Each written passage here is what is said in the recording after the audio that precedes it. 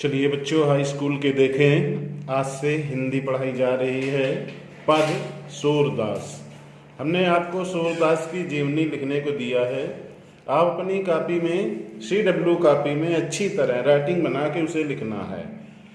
तुलसी सूरदास का जीवन परिचय, रचनाएं आदि आदि।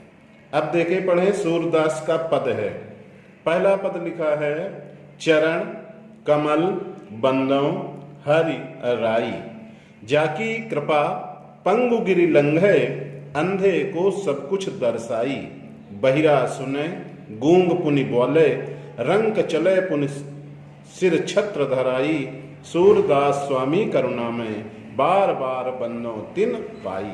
चरण कमल बंदों हरि राई। सूरदास जी भगवान श्री कृष्ण के कमल स्वरूपी चरणों की वंदना करते हुए कहते हैं कि श्री कृष्ण के चरण कमल के समान कोमल हैं और उनके चरणों पर हम वंदना करते हैं, जिनकी कृपा से लंगड़ा व्यक्ति पर्वत को लांघ जाता है और अंधे व्यक्ति को सब कुछ दिखाई देने लगता है। अगर श्री कृष्ण की कृपा गूंगे व्यक्ति पर होती है तो गूंगा व्यक्ति बोलने लगता है और बहरा व्यक्ति सुनने लगता है तथा निर्धन राजा के समान बन जाता है। सूरदास जी अपने स्वामी श्री कृष्ण के करुणा के सागर के चरणों की बार बार वंदना करते हैं। अब इसका पहले संदर्भ लिखा जाएगा।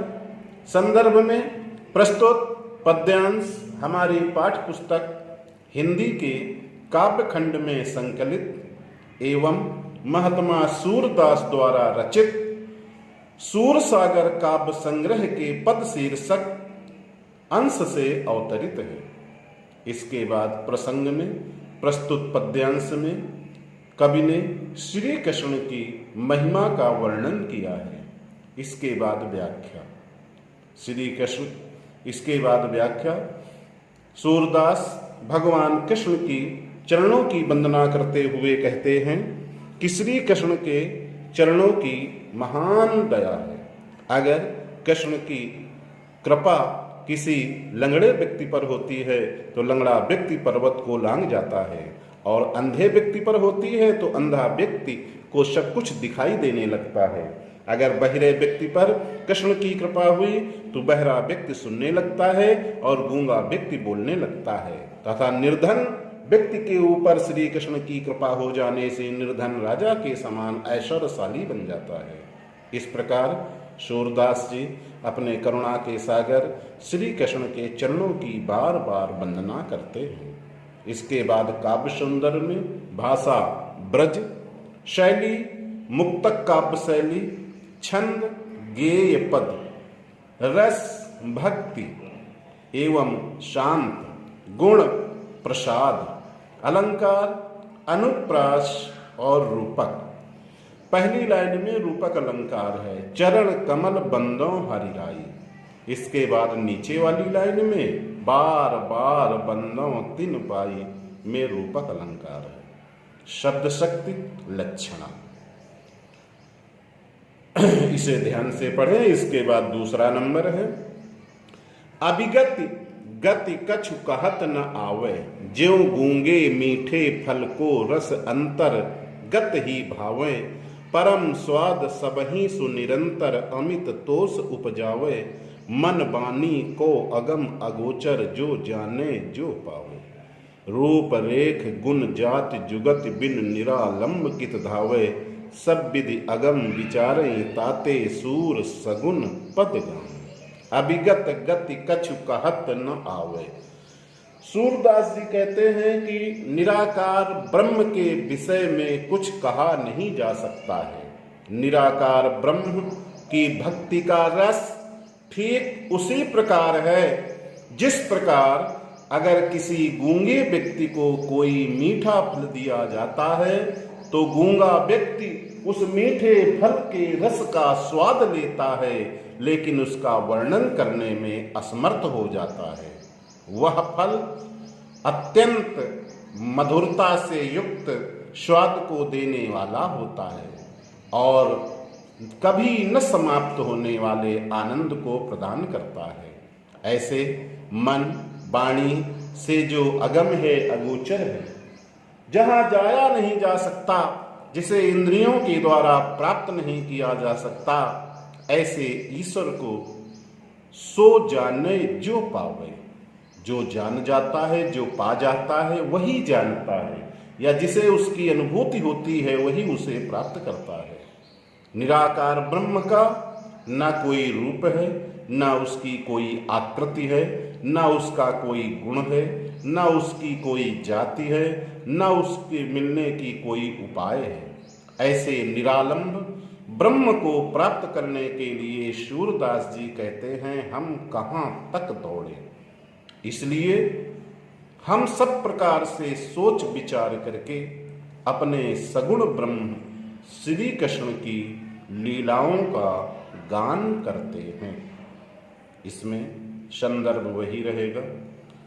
प्रसंग प्रस्तुत पद्यांश में श्री कृष्ण, प्रस्तुत पद्यांश में निराकार ब्रह्म की महिमा का वर्णन बताया गया है। भाषा ब्रज है, शैली मुक्तक काव्य शैली है, रस भक्ति है, गुण शांत है, गुण प्रसाद है, छंद गेय पद है, अलंकार अनुप्रास है और शब्द शक्ति लक्षणा।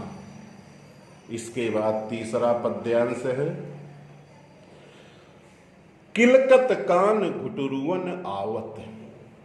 सूरदास जी श्री कृष्ण की बाल लीलाओं का वर्णन करते हुए कहते हैं कि श्री कृष्ण किलकारी मारते हुए घुटनों के बल मणिमय कनक नंद के आंगन बिंब पकड़िबे धावत।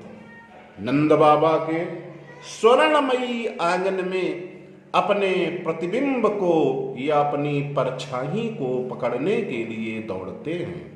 कबम निरखी हरि आप छाह को कर सो पकड़न चाहत। कभी कभी श्री कृष्ण अपनी ही छाया को अपने ही हाथों से पकड़ने के लिए दौड़ते हैं। किलकी हसत राजत दोय दतियां पुनि पुनि ते अवगाहत।